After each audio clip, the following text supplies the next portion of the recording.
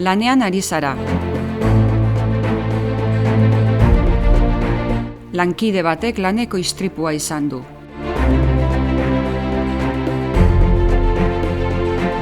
Jakingo zenuke zer egin erretzen bada, ebakia badu, konortea galtzen badu edo erortzen bada?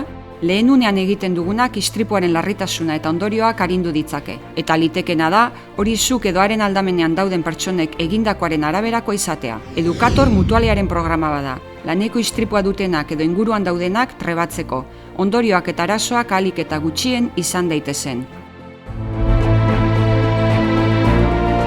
Programak bi jarduera eremu ditu. Bata enpresei eta bertako pertsonei zuzendua. Prestakuntza ekintzez eta laneko istripu bat gertatuz gero, egin beharrekoari eta batez ere egin beharrez denari buruzko aholkuz osatua.